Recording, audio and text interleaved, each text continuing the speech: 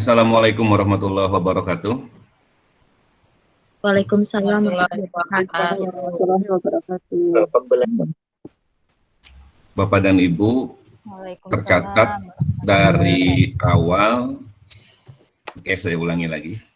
Bapak dan Ibu, tercatat dari awal, mohon maaf, dimatikan dulu mic-nya. Bapak dan Ibu, dari awal sudah tercatat ada 28 orang yang masuk, tapi sekarang hanya tinggal 18 yang hadir. Ya. Insya Allah nanti setelahnya pertemuan akan saya lampirkan kehadiran Bapak dan Ibu melalui absen otomatis yang memang sudah ada di Google Meet yang saya miliki.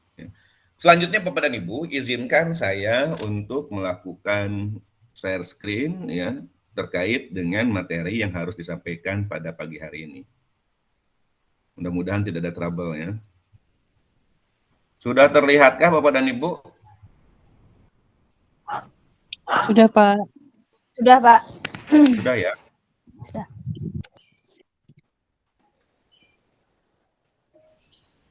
Ini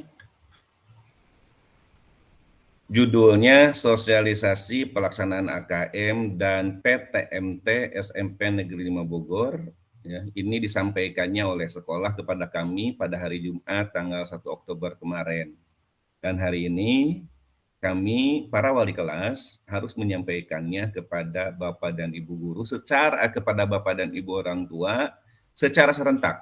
Jadi semuanya hari ini pada pukul 9 ya, melakukan kegiatan serupa. Jadi bukan hanya kelas 9E, tapi semua kelas dari mulai kelas 7, kelas 8, dan kelas 9 melakukan hal yang sama. Kita semua tentu sudah kangen untuk berada di sekolah, terutama bagi putra-putri Bapak dan Ibu. Dan kalau saya sendiri terus terang, saya sangat merindukan keberadaan kegiatan pembelajaran yang dilakukan di sekolah. Karena walau bagaimanapun kegiatan pembelajaran yang dilakukan di rumah, kalau Bapak dan Ibu bisa merasakan, ternyata kegiatan pembelajaran yang dilakukan di rumah jauh lebih menyita waktu dibanding dengan kegiatan pembelajaran yang dilakukan di sekolah. Kalau pembelajaran normal yang dilakukan di sekolah, ya, kita bisa menyelesaikan pemeriksaan tugas anak-anak di sela-sela waktu kosong.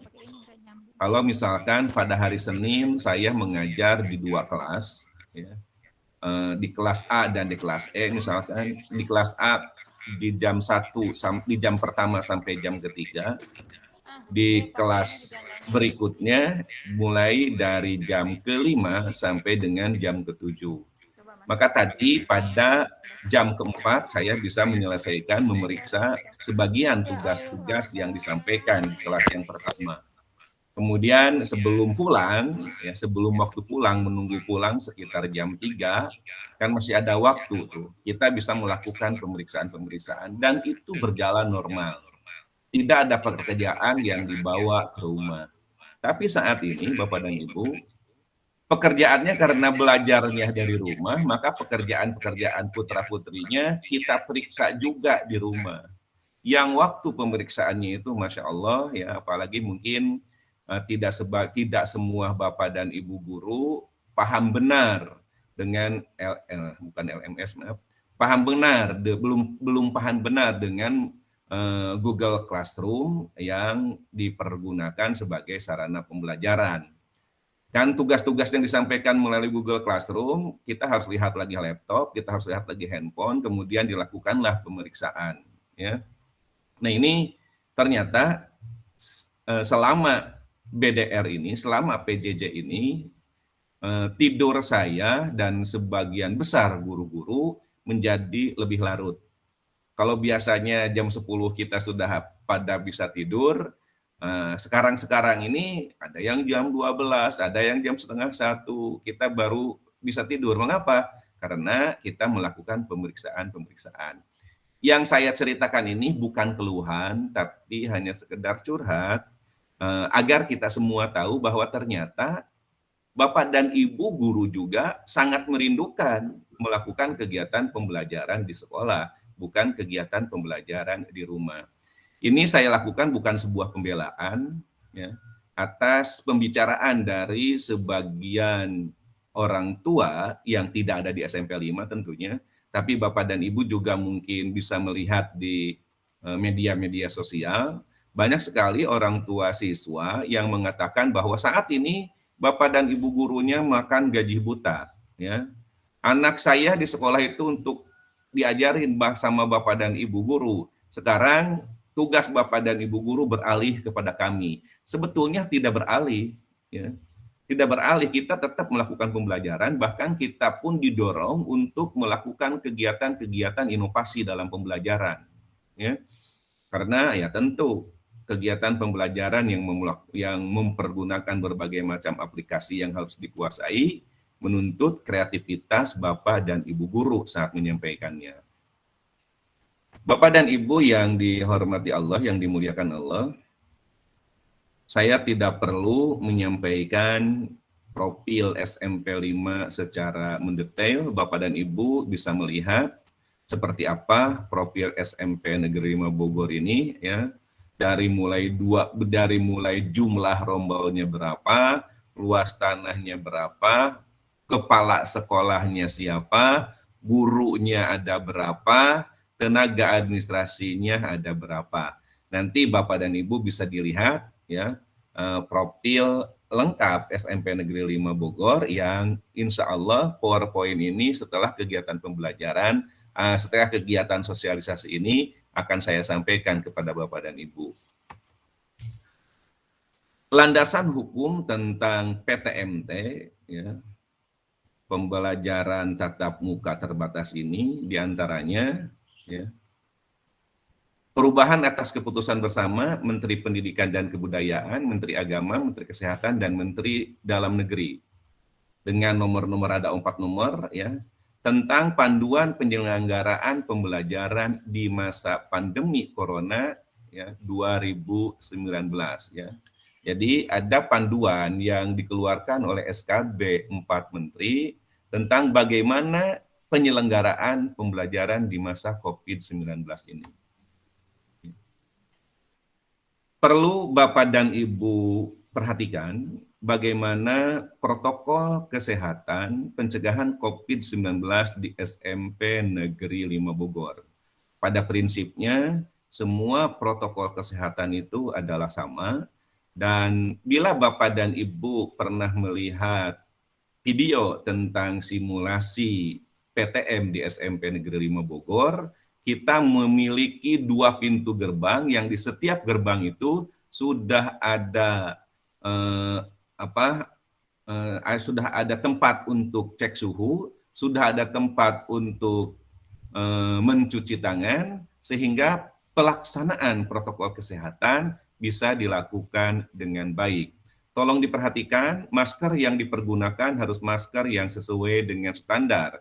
Diusahakan tidak mempergunakan masker dalam bentuk scuba, saya lupa lagi, yang itu sajalah. Tapi pergunakanlah masker-masker kesehatan, masker-masker yang 3 lapis, ya, atau masker kain yang 3 lapis, ya. Lebih bagus lagi apabila mempergunakan maskernya double, ya. Kalau dibilang engap, Bapak dan Ibu, guru-guru juga sebetulnya engap ketika ngajar tapi harus pakai masker. Ya. Ngajarnya harus pakai masker. Ya. Ini luar biasa. Apalagi kalau kegiatan pembelajaran di dalam kelas itu yang dominan mempergunakan metode ceramah, itu sudah sangat menyiksa, ya. Belum lagi engap, ya, engap ke kitanya, belum lagi napas kita yang balik lagi ke hidung kita, ya, sudah bisa dibayangkan bagaimana aromanya, apalagi di jam-jam terakhir, Bapak dan Ibu, ya. Ini perjuangan yang sangat luar biasa kalau menurut saya, ya. Jadi tolong diperhatikan protokol-protokol kesehatan, ya, yang 5 prokes ini, ya. Bapak dan Ibu tetap harus mengingatkan kepada putra-putrinya, dan kami pun bukan hanya sekedar mengingatkan, tapi mengawasi agar prokes ini benar-benar dilaksanakan. Termasuk ketika istirahat, Bapak dan Ibu nggak usah khawatir, karena kita hanya mengizinkan putra-putri kita untuk makan dan minum, untuk membuka masker saat makan dan minum. Itu pun berada dalam pengawasan Bapak dan Ibu guru. Sehingga Bapak dan Ibu guru itu saat istirahat tetap berada di tempat, tidak keluar, sampai nanti ada pergantian guru berikutnya. Ya. Ini mohon maaf kalau ada yang baru hadir lagi, jadi PPT-nya suka agak hilang di sayanya gitu ya. Selamat datang buat Ibu atau Bapak yang baru hadir. Kembali lagi Bapak dan Ibu ya. Jadi di simulasi, di video simulasi, insya Allah kalau Bapak dan Ibu belum lihat video simulasinya, nanti akan saya share. Ya. Di video simulasi diperlihatkan bagaimana aktivitas putra-putri Bapak dan Ibu kemarin, dan bagaimana aktivitas Bapak dan Ibu guru saat pelaksanaan PTM ini. Kita dibagi tugas untuk tiket, bahkan untuk mengatur bagaimana perjalanan masuk putra-putri kita dari mulai gerbang sampai ke kelas, kemudian saat pulangnya pun harus seperti apa. Kita melakukan pengawasan yang sangat luar biasa karena kita ingin PTM ini dilaksanakan ya, tapi tidak menyebabkan terjadinya klaster sekolah. Ya. Yang tidak menutup kemungkinan kalau itu terjadi, maka PTM ini akan dihentikan. Pembelajaran tatap muka ini akan dihentikan. Ya. Karena ya daripada menyebabkan kemudorotan, ya yang lebih baik kita tetap melakukan belajar di rumah. Ada form persetujuan orang tua peserta didik yang nanti insya Allah akan di-share, tapi sampai saat ini kita belum mendapatkan dari pihak Humas berkenaan dengan form persetujuan orang tua peserta didik yang terbaru ya. Nanti Bapak dan Ibu akan melihat, akan mengisi form pernyataan ini ya, dan insya Allah form persetujuan orang tua peserta didik ini menjadi salah satu landasan mengapa kita bisa melakukan PTM ya. Karena pada saat ini tidak seperti isu-isu yang terjadi sebelumnya, harus dilakukan berbagai macam penjagaan dari mulai swab ya, kemudian PCR dan lain sebagainya ya. Bahkan Pak Nadiem pernah menyampaikan bahwa syarat PTM itu bukan vaksin, atau vaksin tidak menjadi syarat pembelajaran tatap muka gitu ya. Ya karena yang menjadi syarat pembelajaran tatap muka itu berada pada izin yang disampaikan oleh Bapak dan Ibu gitu ya. Kemudian di samping form persetujuan orang tua ada form self assessment ya. Kami menyebutnya form SA ya. Kalau jawabannya tidak semua, itu menunjukkan bahwa putra-putri Bapak dan Ibu boleh datang ke sekolah. Ya. Nah, dari hasil persetujuan orang tua yang ini belum update ya, ini belum update karena ini dilakukan beberapa minggu yang lalu. Insya Allah nanti akan ada update. Kalau tidak ada update berarti untuk kelas 9 masih mempergunakan form persetujuan yang lama. Tapi kemarin direncanakan akan ada form yang baru yang harus diisi lagi oleh Bapak dan Ibu. Nah, ini berdasarkan hasil polling persetujuan orang tua, ada 514 orang yang menyatakan setuju, yang mengizinkan. Kemudian yang tidak mengizinkan ada 122 orang. Ya. Kemudian ada yang terkendala berkenaan dengan moda transportasi, ada sekitar 20 orang. Yang komorbid ada 40 orang. Ini berdasarkan responden ya, yang mengisi form pengizinan persetujuan orang tua terhadap PTM ini, yang jumlah respondennya ada 636 orang. Bapak dan Ibu, ketika putra-putrinya ternyata batuk-batuk, putra-putrinya misalkan terkena flu, jangan ambil resiko. Sudah diam saja di rumah. Ya. Diam saja di rumah, enggak usah berangkat ke sekolah. Nah ini alur bagaimana kegiatan PTM ini bisa dilakukan. Bapak dan Ibu silahkan nanti baca saja bagaimana alurnya. Berikutnya ada SOP tamu. Nah kita untuk meminimalisir terjadinya penularan COVID-19 ini, ada beberapa SOP yang harus diperhatikan. Baik SOP untuk tamu, SOP untuk peserta didik, SOP untuk pendidik, termasuk SOP untuk orang tua. Ya. Ini SOP untuk tamu, silahkan Bapak dan Ibu bisa dibaca saja untuk SOP tamu ini. Ya. Karena insya Allah ini mudah-mudahan bisa menghilangkan kekhawatiran yang mungkin dirasakan oleh Bapak dan Ibu. Ini bagaimana kalau ada tamu dari luar, kan suka begitu ya. Kalau orang tua mah, kitanya sih sehat, tapi di sekolah itu ada tamu yang datang dari luar. Nah kalau tamu yang datang dari luar ini bagaimana? Nah kita ada SOP-nya gitu ya. Kemudian ada SOP untuk kedatangan guru dan siswa. Ya. Bapak dan Ibu guru yang tidak biasa sarapan, saat ini dituntut harus sarapan. Demikian juga dengan putra-putri Bapak dan Ibu yang biasa tidak sarapan, dianjurkan untuk sarapan dengan sarapan gizi seimbang. Ya. Kalau dulu 4 sehat, 5 sempurna. Ya. Kemudian, udah SOP proses belajar mengajar. Ya. Nah ini yang akan saya bacakan. Ya, ini akan saya bacakan. Yang pertama, menggunakan masker dan menerapkan jaga jarak minimal 1,5 meter. Jadi insya Allah Bapak dan Ibu tidak usah takut dengan kondisi guru-guru putra-putri kita, khawatir ada gurunya yang terpapar karena jaraknya berdekatan menyebabkan putra-putri Bapak Ibu tertular. Enggak, kita akan berupaya minimal 1,5 meter jarak antara guru dengan siswa. Dan tentu Bapak dan Ibu gurunya mempergunakan masker. Ya. Kemudian yang kedua, menggunakan alat belajar, alat musik, dan alat makan minum pribadi. Jadi siapkan penghapusnya, siapkan pensilnya, siapkan ballpointnya, siapkan buku-bukunya, siapkan alat-alat kegiatan pembelajaran yang diperlukan, termasuk alat-alat musik yang diperlukan. Kalau nanti ternyata misalkan mata pelajaran kelompok B di PTM-kan juga. Kalau kali ini kan yang di PTM-kan itu hanya materi atau hanya mata pelajaran yang berada di kelompok A saja. Musik itu kan kesenian itu ada di kelompok B.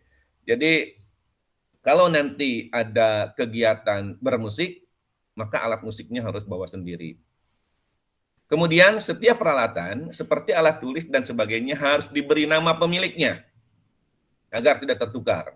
Ya. Kemudian yang keempat, menghindari kontak fisik dalam bentuk apapun. Misalkan berjabat tangan, berpelukan, atau bentuk kontak fisik lainnya. Ya. Nah ini mudah-mudahan ini hanya kekhawatiran saya saja. Mohon maaf kalau berikutnya saya akan mempergunakan bahasa yang kurang pantas. Mudah-mudahan ya dengan kejadian ini tidak melahirkan generasi-generasi yang songong. Ya. Kita melakukan ini untuk pencegahan, bukan untuk apa-apa. Kan kalau dulu begitu sampai ke sekolah, putra-putri kita itu salaman, cium tangan kepada Bapak dan Ibu guru. Sekarang ya diusahakan tidak ada cium tangan itu, tidak ada salaman itu. Ya. Mudah-mudahan mereka tidak kehilangan rasa hormat kepada Bapak dan Ibu guru, dikarenakan tidak adanya salam pagi atau cium tangan kepada Bapak dan Ibu guru, karena tidak adanya kontak. Mudah-mudahan tidak terjadi seperti itu. Ya. Kemudian yang kelima, dilarang pinjam meminjam peralatan. Kalau di situasi normal dulu, anak-anak itu suka saling pinjam tip pinjam pulpen, bahkan pinjam handphone. Kalau sekarang ya kita menganjurkan kepada putra-putri kita ya, putra-putri Bapak dan Ibu, kami di sekolah, Bapak dan Ibu juga di rumah, untuk mengingatkan putra-putrinya agar tidak meminjamkan alat-alat pribadinya. Semua ini dilakukan bukan untuk mengajarkan anak-anak kita hilang rasa empati dan simpati, ya, sehingga membentuk anak-anak yang pelit. Tidak seperti itu. Ya. Semua ini dilakukan untuk meminimalisir terjadinya penularan COVID-19. Ya.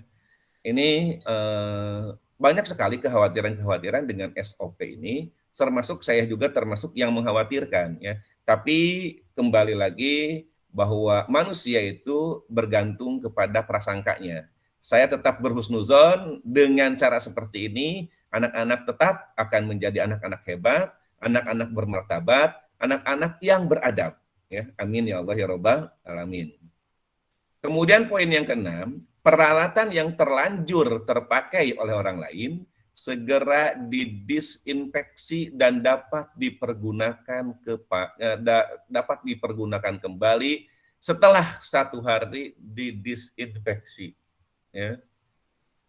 Ini kalau diperhatikan mungkin oleh orang-orang tertentu nampak seperti lebay. Tapi kita jangan berpikir seperti itu. Semua ini kembali lagi saya katakan adalah dalam rangka menyempurnakan ikhtiar kita agar kita tidak terkena wabah ini. Ya. Karena kita tidak cukup saja hanya berdoa, kita pun harus ikhtiar agar wabah ini tidak terkena pada kita. Ya. Dan tolong nanti berikan penjelasan kepada putra-putrinya, bila misalkan putra-putrinya meminjam peralatan kepada temannya, kemudian setelah dipinjam itu didisinfeksi, ya, disemprot-semprot pakai disinfeksi, ya, disemprot-semprot misalkan, ya, pakai hand sanitizer, itu nggak usah tersinggung, ya. Nah, semua ini dilakukan dalam rangka pencegahan. Saya katakan sekali lagi. Jadi nggak usah tersinggung ketika misalkan habis minjem bolpen oleh temannya kemudian disemprot-semprot pakai hand sanitizer. Nggak usah tersinggung. Ya, karena memang ini adalah SOP proses belajar mengajar yang harus kita hormati bersama, yang harus kita laksanakan bersama-sama. Kemudian yang ketujuh, memberikan pengumuman di seluruh area satuan pendidikan secara berulang dan intensif terkait penggunaan masker, cuci tangan pakai sabun, ya, dengan air mengalir, dan jaga jarak. Ya, ini kalimat-kalimat ini akan bukan hanya tertulis di banner-banner, tapi kami Bapak dan Ibu guru ya akan terus mengingatkan ini. Ya. Ingat anak-anak, prokesnya, maskernya dipakai, ya. Cuci tangan pakai sabun dengan air mengalir, jaga jarak, ya. Kami dengan mempergunakan pengeras suara akan selalu mengingatkan itu. Yang kedelapan, melakukan pengamatan visual kesehatan warga satuan pendidikan. Jika ada yang memiliki gejala gangguan kesehatan harus mengikuti protokol kesehatan satuan pendidikan.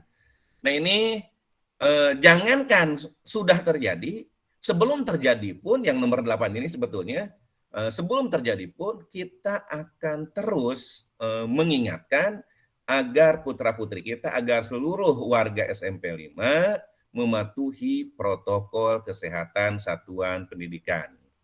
Yang ke-9, penggunaan alat peraga pendidikan seperti proyektor, mikroskop, penghapus papan tulis, dan sebagainya harus terhindar dari sentuhan tangan orang banyak yang belum terjamin kebersihannya.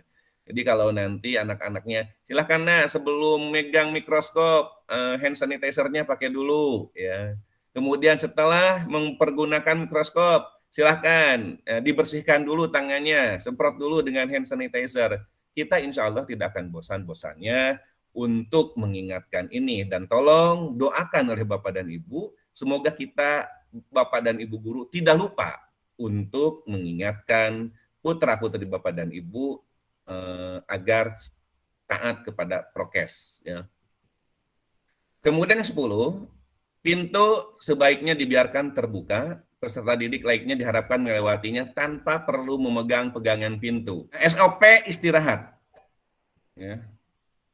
Ini karena SOP istirahat ini sebagian besar merupakan pengulangan-pengulangan dari SOP kegiatan pembelajaran, silahkan Bapak dan Ibu dibaca saja. Ya. Yang perlu Bapak dan Ibu perhatikan adalah nomor 1, siswa beristirahat di dalam kelas dengan pengawasan guru. Jadi saat siswanya istirahat, tidak ada yang keluar, tidak ada yang ke kantin. Makanya harus membawa bekal. Siapkan bekalnya dengan makanan gizi seimbang. Jadi ketika putra-putrinya istirahat, Bapak dan Ibu gurunya mah tetap kerja. Apa kerjanya? Mengawasi putra-putri Bapak dan Ibu. Gitu ya. Agar tidak terjadi saat istirahat itu justru misalkan ada yang deketin temannya, ada yang pinjam handphonenya, ada yang misalkan makannya dengan 1 sendok bersama, ya. Agar tidak terjadi seperti itu, gitu ya. Mungkin buat anak-anak yang angkatan sekarang ini, di angkatan COVID ini, itulah hak yang akan menjadi kesannya itu adalah itu. Kalau dulu di zaman normal itu kesannya itu ya, ketika kita belajar bisa melakukan berbagai macam kegiatan, bisa melakukan berbagai macam hal yang mungkin kegiatan-kegiatan itu atau hal-hal itu adalah hal-hal konyol gitu. Kalau sekarang mungkin kesannya itu ya. Jadi jangan katakan angkatan sekarang mah kasihan sekolahnya nggak berkesan. Bukan nggak berkesan, tapi justru kesannya seperti itu gitu ya. SOP kepulangan. Nah, menggunakan masker dan tetap jaga jarak minimal 1,5 meter. Di lapangan, ya, di lapangan upacara, di lapangan basket, ya, saat kepulangan, Bapak dan Ibu guru sudah berjajar mengawasi langkah putra-putrinya. Ya, putra-putri Bapak dan Ibu. Jadi jangan khawatir. Ya. Setiap misalkan ada gerakan-gerakan yang mencurigakan, ada anak yang mau mengejar temannya, sehingga bisa bisa berdekatan, bisa berkumpul, bisa berkerumun, insya Allah ini akan terhindar, akan terminimalisir, ya, karena Bapak guru akan tetap mengawasi. Semua guru ada piketnya. Ya. Saya alhamdulillah kebagian piketnya itu adalah setiap hari Senin. Saya kebagian piket mengawasi kegiatan pembelajaran. Jadi kalau di kelas tidak ada guru, nah yang tim pembelajaran ini akan masuk di kelas sehingga kelas tetap ada gurunya. Tidak akan terjadi kelas tidak ada gurunya sehingga anak bisa melakukan perbuatan-perbuatan yang bisa membahayakan. Ya. Kemudian yang kedua, menghindari menyentuh permukaan benda-benda, tidak menyentuh hidung, mata, dan mulut, serta menerapkan etika batuk dan bersin. Nah ini terus kita ingatkan kepada putra-putri kita bagaimana kalau batuk, bagaimana kalau bersin. Ya. Kemudian yang ketiga, melakukan cuci tangan pakai sabun atau menggunakan hand sanitizer sebelum dan sesudah menggunakan transportasi publik. Ya. Karena tidak semua anak diantarkan oleh orang tuanya. Perlu diingat, insya Allah prosedurnya masih tetap sama seperti kemarin, ya.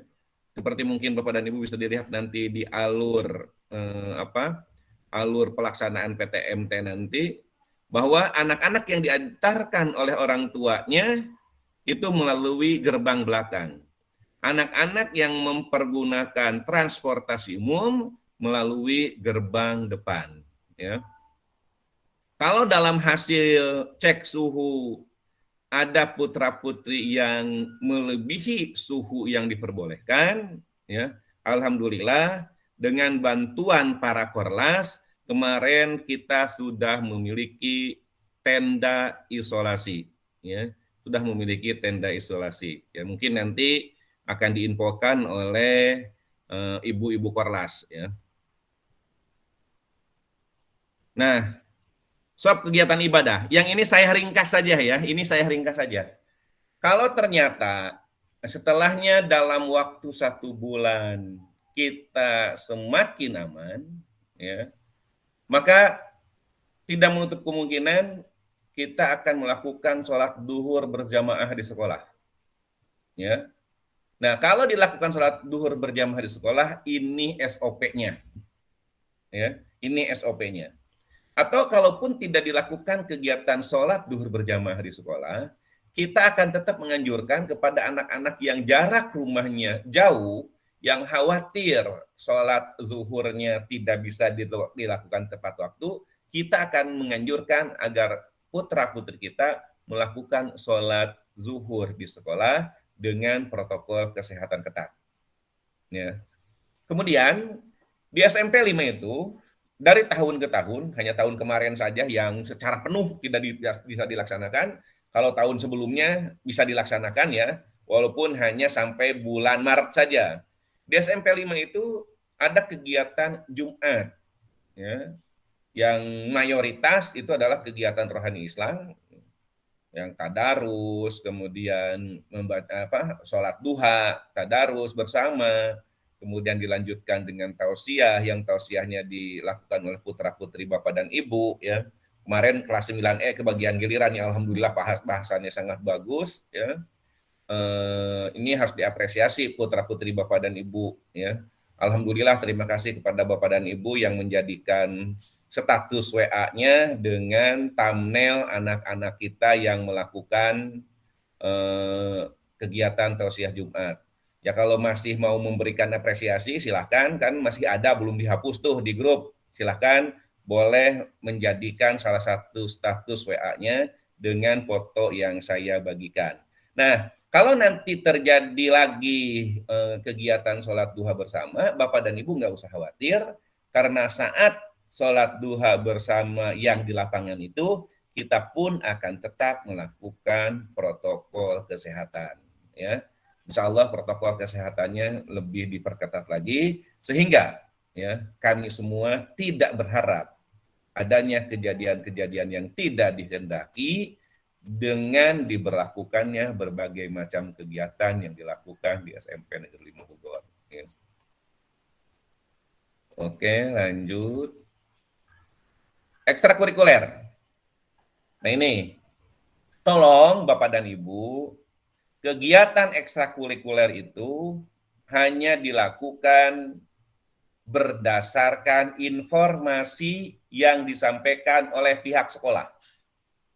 Tidak ada kegiatan ekstrakurikuler yang mengatasnamakan SMP 5 tapi dilakukan oleh klub tertentu. Ya. Misalkan PMR ada kegiatan tapi dilakukan oleh Forpis, oleh Forum PMR Indonesia yang kantornya di kantor PMI Kota Bogor ya. Kota PMI yang di Jalan Kresna kalau nggak salah. Nah, kalau yang seperti itu bukan SMP 5 yang menyelenggarakan, tapi Forpis, tapi forum, tapi lembaga tertentu. Ya. Atau misalkan ada putra-putrinya yang ikut ekstrakurikuler basket. Ekstrakurikuler basket yang ekstrakurikuler SMP 5 itu adalah ekstrakurikuler yang pelaksanaannya diumumkan ya oleh pelatih ekstrakurikuler SMP 5, bukan oleh orang tertentu. Misalkan ada orang tua, ya, ada klub catur misalkan, ikut klub catur, ya, mengumumkan siapa yang mau ikut catur silahkan hubungi. Misalkan silahkan hubungi Mama Ajrel misalkan, ya. Itu nggak bisa, itu nggak usah diikutin kalau yang kayak gitu. Ya. Kalau yang mengumumkannya misalkan Pak Mahmudin, ya, sebagai tim kesiswaan, atau Pak Ian, ya, atau Pak Abdullah sebagai guru olahraga, itu berarti memang kegiatan ekstrakurikuler telah dilaksanakan. Ya. Berikutnya, silakan yang lainnya lah dibaca saja. Oke, masih ekstrakurikuler. Yang pelayanan perpustakaan juga Bapak dan Ibu silahkan bisa dibaca ya. Ini 65 slide baru 24.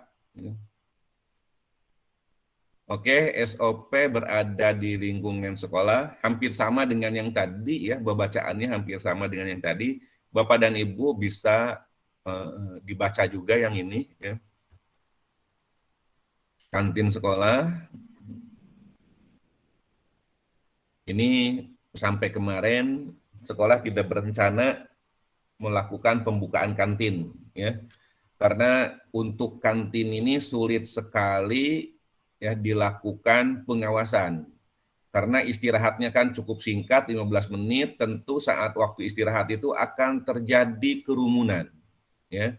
Makanya kantinnya sekarang dijadikan sebagai posko gabungan Satgas COVID-19.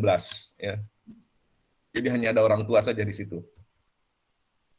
Oke, silakan dibaca juga ini. Kantin sekolah silakan dibaca. Banyak banget ya SOP kantin sekolah itu. Toilet, ya. Insya Allah Bapak dan Ibu, toilet kita baik dari segi jumlah maupun dari segi kebersihan ini sudah memenuhi syarat standar sarana prasarana pendidikan. Alhamdulillah ya, berkat LSS kemarin toilet kita sudah termasuk toilet yang layak. Ya. SOP keadaan darurat. Ya. Bapak dan Ibu guru sudah divaksin. Hanya tinggal 1 orang kalau nggak salah yang belum vaksin kedua. Ya. Nah sisanya Bapak dan Ibu guru telah vaksin secara sempurna. Ya. Apabila ditemukan guru, karyawan, siswa pada saat pengukuran suhu tubuh di atas 37,3 derajat, maka yang bersangkutan dipersilahkan untuk menunggu di ruang yang telah ditetapkan, ruang isolasi. Ya.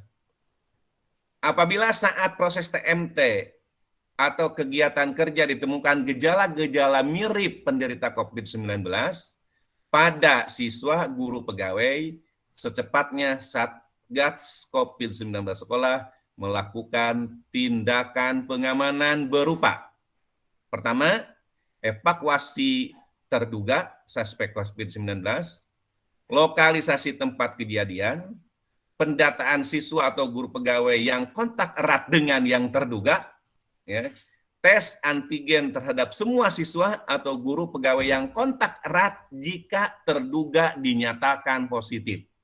Ya.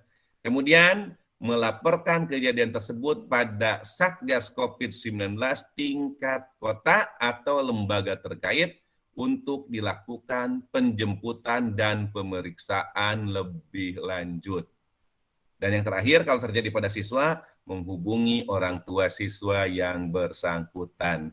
Tapi kita berharap kondisi darurat ini tidak terjadi. Ya, sekali lagi, kita berharap kondisi darurat ini tidak terjadi. Dan kalaupun terjadi, SOP-nya telah ada, gitu ya. Berikutnya, Satgas COVID-19 sekolah menangani terduga, ya, wajib memakai APD lengkap. Ya. Kemudian Satgas COVID-19 sekolah melakukan disinfeksi pada ruangan dan area yang telah dilalui oleh guru, karyawan, siswa terduga terinfeksi COVID-19.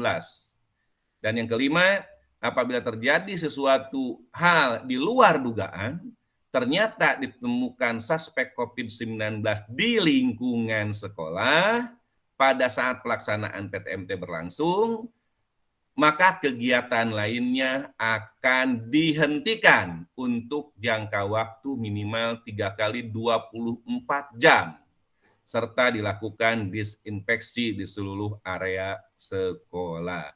Jadi Bapak dan Ibu, nggak usah khawatir, semua hal jika terjadi keadaan darurat, ya, SOP-nya sudah ada. Berikutnya, SOP peran keluarga. Ya.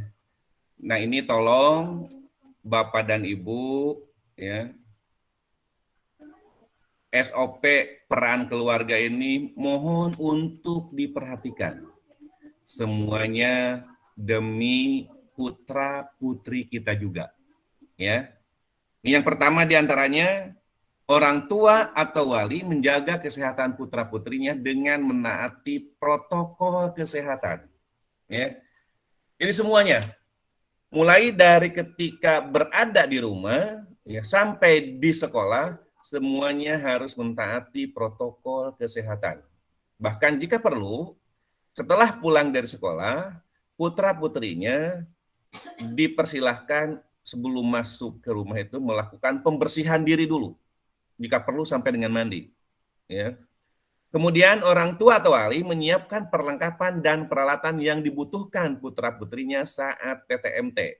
Peralatan-peralatan yang untuk diri sendiri itu. Ya. Kemudian berikutnya, orang tua atau wali memastikan putra-putrinya sebelum berangkat ke sekolah telah sarapan gizi seimbang dan membawa bekal makanan dan minuman. Yang keempat, orang tua memastikan bahwa putra-putrinya berangkat dari rumah menuju ke sekolah dalam keadaan sehat. Kalau ada batuk-batuk, kalau ada flu-flu, udahlah, lebih baik nggak usah datang ke sekolah. Langsung hubungi wali kelas. Pak Farhan, mohon maaf, anak saya lagi batuk-batuk. Udah gitu aja. Dan saya akan katakan, iya Bu, silahkan, semoga lekas sembuh.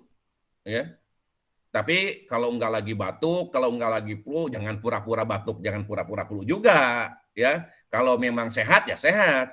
Ya. Kalau memang lagi sakit ya lagi sakit. Jadi perlu kejujuran dari kita semua agar kegiatan pembelajaran tatap muka ini bisa berjalan dengan baik. Kalau ternyata memang dicurigai putra-putrinya itu sudah batuk-batuk dari kemarin sore, sudah flu dari kemarin sore, saya anjurkan Bapak dan Ibu tidak mengizinkan putra-putrinya untuk berangkat ke sekolah. Ya. Kemudian yang kelima, orang tua atau wali mengantar dan menjemput putra-putrinya pada saat berangkat dan pulang dari sekolah. Apabila tidak bisa mengantar atau menjemput, memastikan putra-putrinya menggunakan transportasi yang menjamin terlaksananya standar protokol kesehatan. Kemudian yang keenam, orang tua atau wali memastikan putra-putrinya setelah tiba di rumah melakukan disinfeksi pada barang-barang yang dibawa. Langsung mencuci tangan dan cuci kaki pakai sabun di air yang mengalir. Membuka pakaian sekolah dan langsung masukkan ke tempat cucian pakaian kotor. Yang ketujuh, apabila putra-putrinya mengalami gejala COVID-19, orang tua atau wali segera memeriksakan putra-putrinya ke rumah sakit rujukan COVID-19. Yang kedelapan, apabila putra-putrinya dinyatakan positif COVID-19, wajib melakukan isolasi mandiri serta menyampaikan laporan kepada Satgas COVID-19 di lingkungan tempat tinggal dan pihak sekolah. SOP peran lingkungan. Nah, ini dibaca saja ya untuk SOP peran lingkungan Bapak dan Ibu.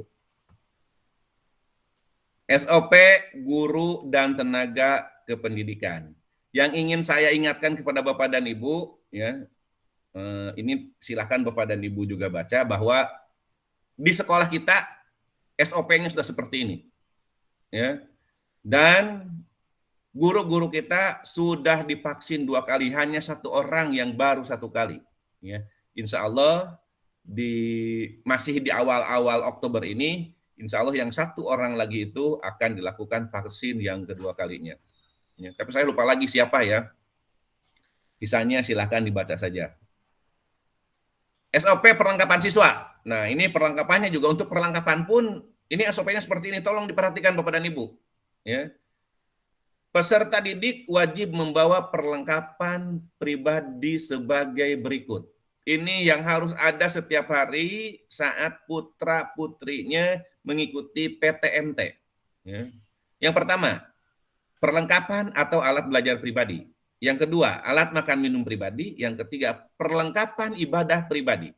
Nah, ini terutama perempuan nih. Nggak usah saling pinjam mukena, nggak usah. Bawa mukena masing-masing. Ya. Bapak dan Ibu tolong perhatikan untuk yang punya anak perempuan. Ya. Belikan mukenanya jika saat ini mukenanya bareng-bareng sama ibunya, sama kakaknya. Belikan mukena pribadi yang bisa dibawa ke sekolah. Ya. Kemudian perlengkapan alat ekskul, ya, alat musik, gitar dan lain-lain sendiri. Jangan meminjam punya temannya. Kemudian membawa masker cadangan.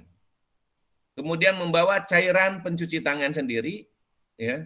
kemudian membawa tisu, baik tisu kering maupun tisu basah sendiri. Semuanya disiapkan Bapak dan Ibu, kalau bisa ya disimpan dalam sebuah tempat yang anak-anak kita tidak akan susah saat mencari tisu harus di mana, cairan pencuci tangan harus di mana, masker harus di mana ya.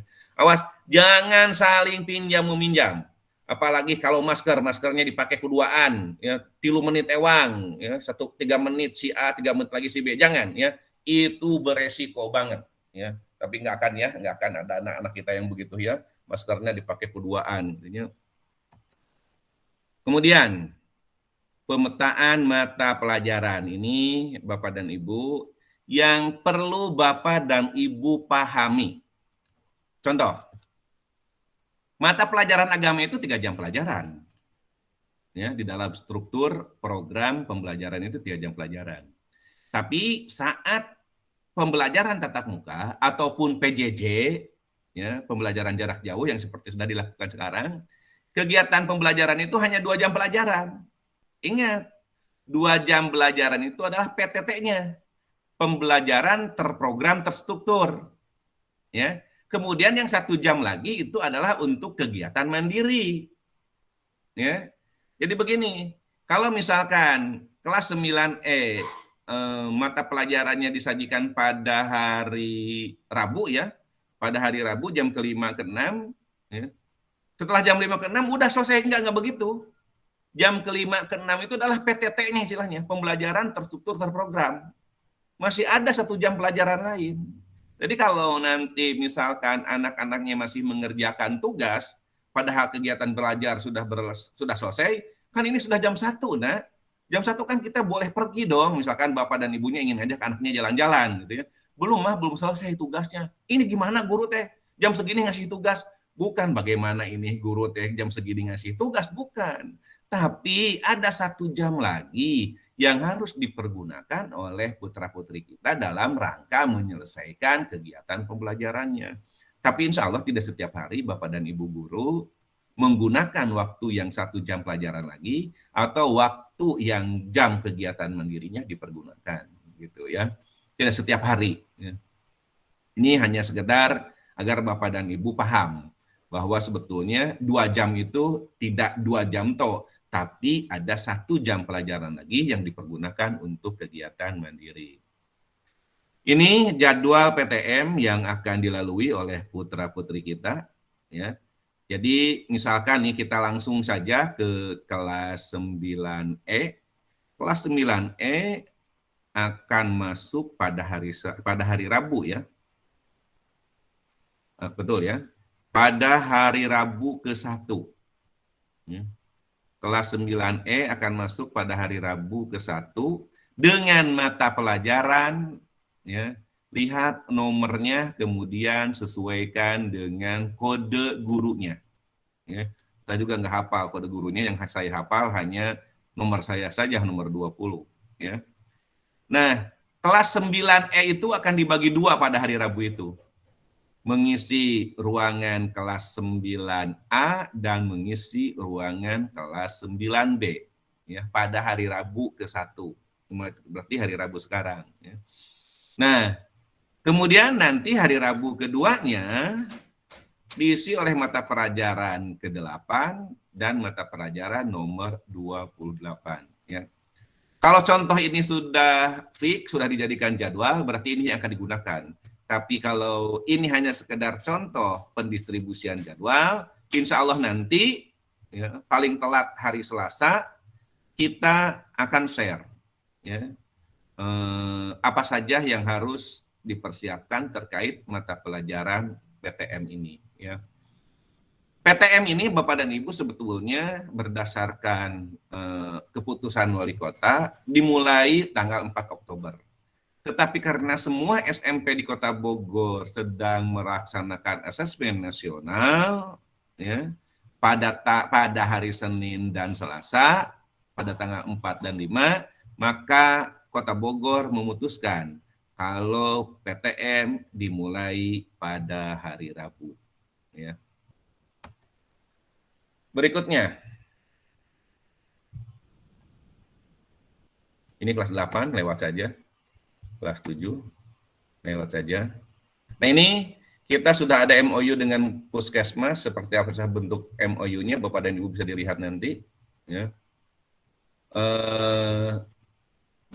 Berdasarkan data yang ada di sekolah, bahwa sekolah sudah melakukan sosialisasi dengan orang tua peserta didik secara daring berkenaan dengan PTM dan asesmen nasional. Ya. Dan dengan demikian, SMP Negeri 5 Bogor menyatakan siap untuk melakukan tatap muka terbatas. Ya. Ini persiapannya sudah bisa Bapak dan Ibu lihat. Ya. Kita sudah melakukan disinfeksi di setiap ruangan, ya. Penyemprotan disinfektan. Hari ini pun rencananya ada penyemprotan juga Bapak dan Ibu. Ya. Dan ini kebersihannya kita tingkatkan. Ya. Kemudian untuk masuk dan keluar ada jalur turun dan ada jalur naik. Ya. Kita lakukan satu jalur, tidak diperkenakan putra-putri kita melalui jalur yang sama untuk naik dan untuk turun. Toilet kita, alhamdulillah Bapak dan Ibu bisa lihat. Ya. Ini adalah alat atau tempat cuci tangan di gerbang depan, ya, yang dekat Taman Rohmat itu dipergunakan untuk mencuci tangan. Ya. Oke, kemudian Bapak dan Ibu juga bisa dilihat ruang kelas kita sudah disiapkan hanya satu meja untuk satu orang siswa, karena hanya diperbolehkan satu kelas dipergunakan oleh 50% peserta didik. Ya. Kemudian ruang UKS sudah disiapkan, tapi ruang UKS itu bukan dipersiapkan untuk kondisi darurat tadi. Karena apabila ada anak yang atau guru yang suhunya di atas 37, itu tidak di sini disiapkannya, tapi di tenda isolasi. Ya. Ini bagian depan, nah ini juga selasar. Ya. Ini sudah masjid, ya, masjid juga insya Allah sudah dibersihkan, ya, sehingga bisa dan layak untuk dipergunakan. Wastafel ada di setiap kelas, ya. Di samping ada wastafel yang dipergunakan di depan di depan gerbang tadi, ya, baik di belakang maupun di depan. Ini di setiap kelas juga sudah disediakan. Ya. Ini juga sama pengatur suhu otomatis yang sekaligus dengan cuci tangan. Ya. Kemudian poster-poster terkait COVID-19 juga sudah kita buatkan, ya, sehingga mudah-mudahan anak-anak bisa ingat tentang bahaya-bahaya COVID dan cara menanganinya. Ya. Alhamdulillah Bapak dan Ibu SMP 5, ya, yang berharap bisa membentuk generasi milenial, cemerlang, cerdas, inspiratif, dan amanah, bisa terwujud dan bisa melaksanakan kegiatan pembelajaran tatap muka terbatas dengan baik, benar, lancar, sukses, dan tentunya berada dalam lindungan Allah Subhanahu wa Ta'ala. Demikianlah yang bisa saya sampaikan pada pagi hari ini. Semoga kita semua senantiasa berada dalam ridho dan lindungan Allah Subhanahu wa Ta'ala. Wassalamualaikum warahmatullahi wabarakatuh.